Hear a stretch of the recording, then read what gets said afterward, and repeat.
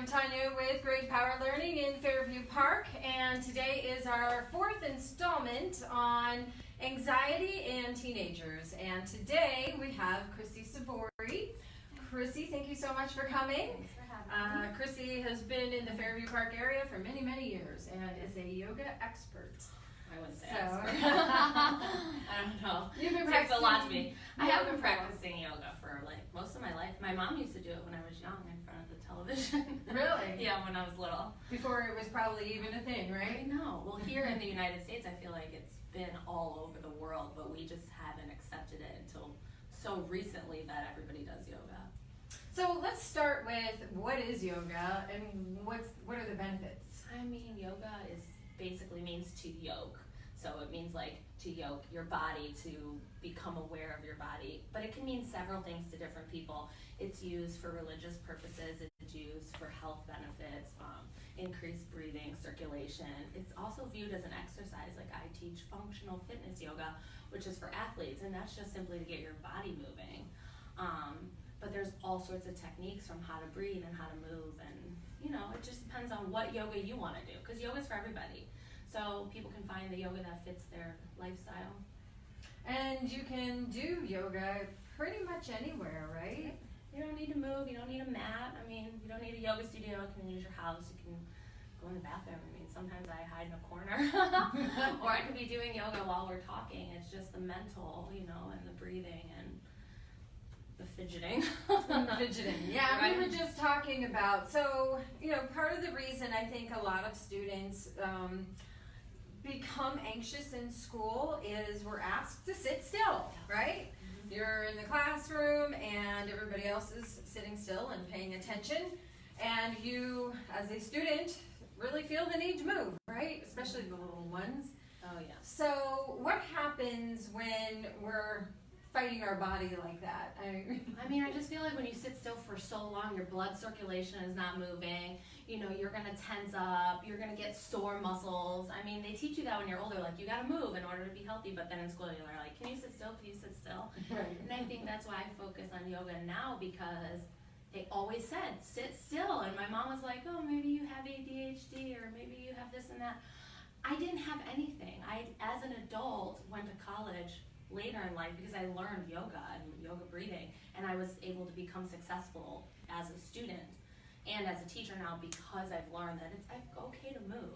I'm constantly twisting and stretching and moving. It feels so good. Yeah, and I think that we should promote that in the schools, from very little kids to teenagers, because you got to move in order to breathe, and you need to breathe in order to reset and be able to actually think, yes. Right? So I know a lot of times when we tense up, what happens to our body then? So and we're not able to get a full breath. So if you're sitting like this, you're shortening the pathways to breathe. So you want to open up, you want to roll the shoulders back and down, you want to sit up tall, and enjoy that breath from the very low abdomen all the way through the body.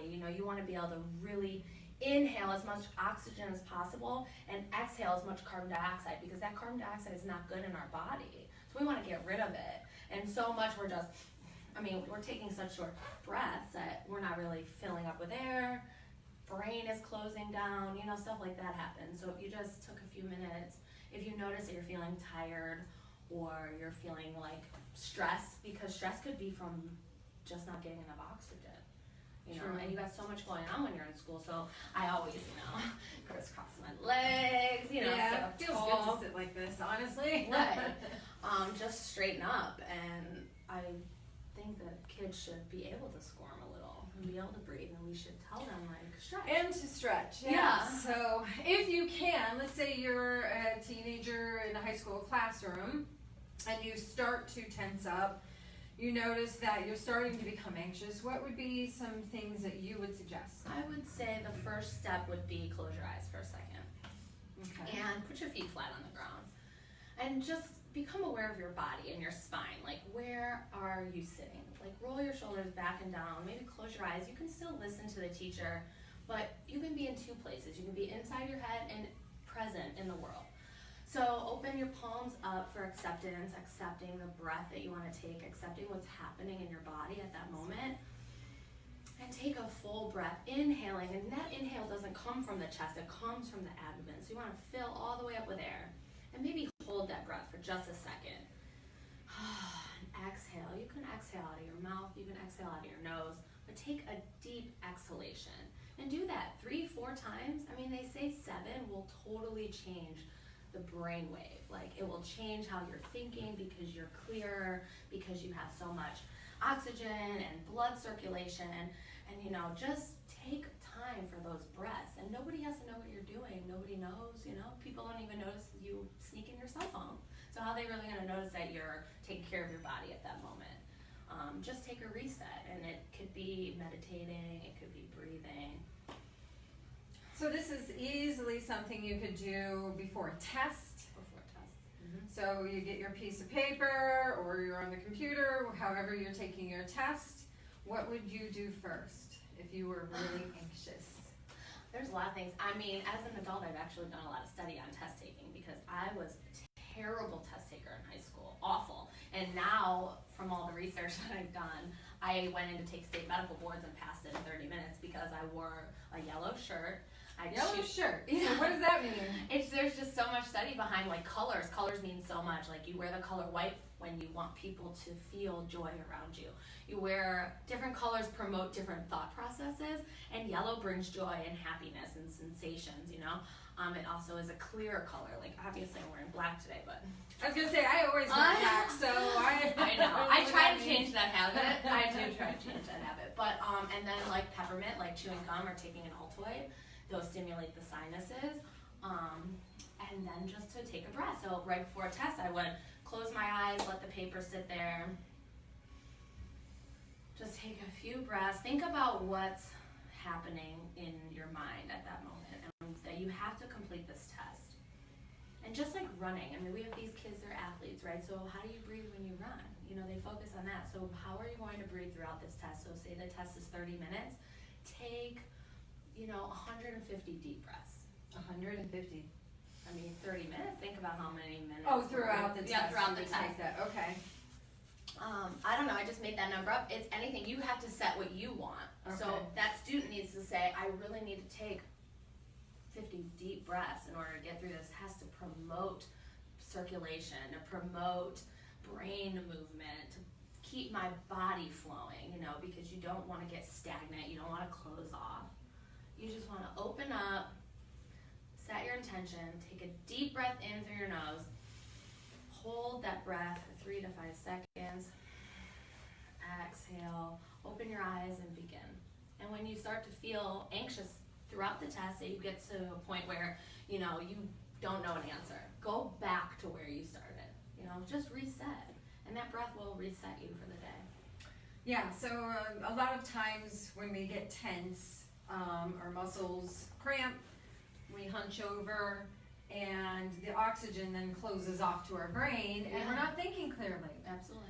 And even if you're not just taking a test, I would imagine the same happens when, you just feel stressed in some way.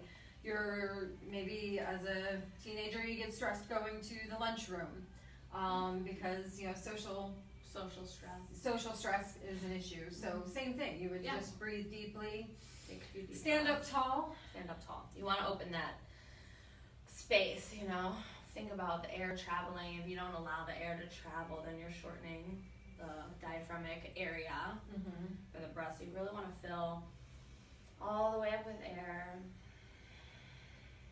and exhale. The longer the exhale, the more carbon dioxide you're getting out.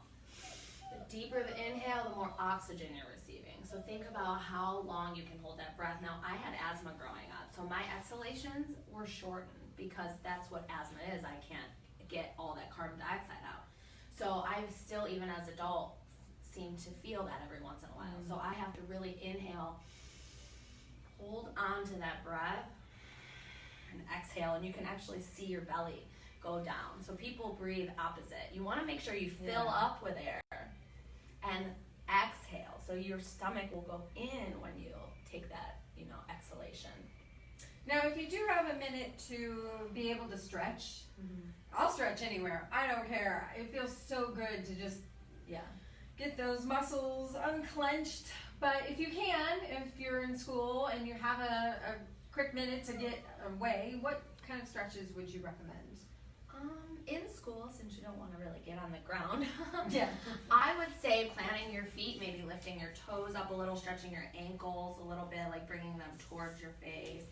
You know, doing a little movement that will stretch the calves. So we'll start from your toes to the head. Yeah, just kind of like back and forth. rock back and forth. Yeah, wiggle your toes, open that up.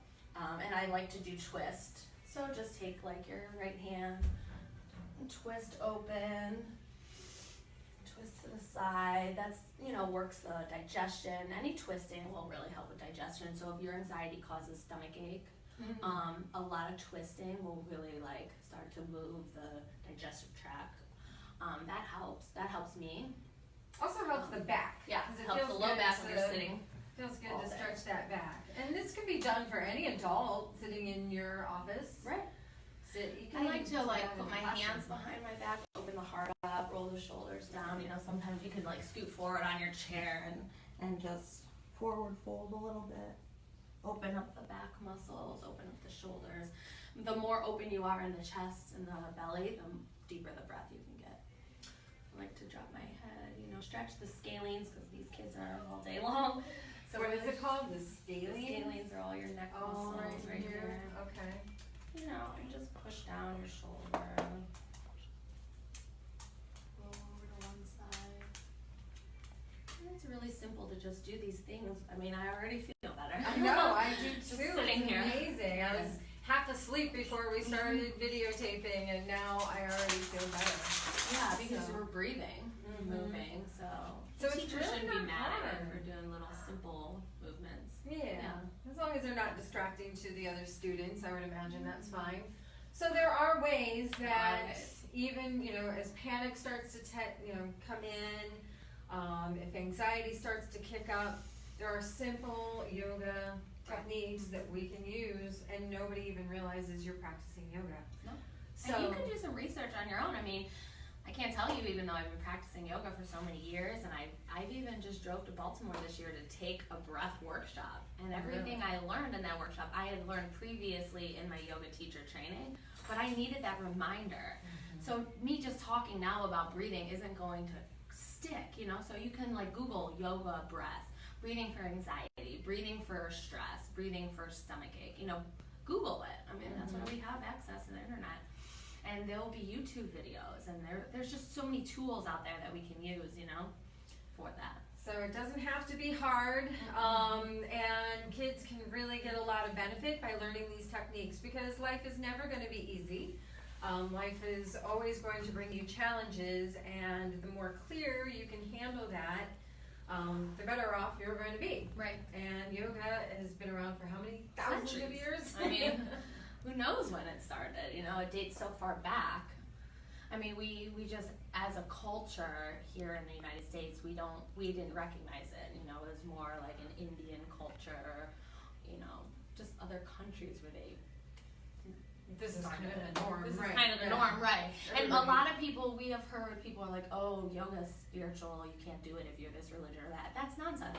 You can do yoga no matter who you are, no matter where you are, no matter what your practice is in the world. It's just basically breathing and being kind to your body. All right, well with that, I'm Tanya with Great Power, Chrissy Savory, our yoga master. You want to take us out with a deep breath?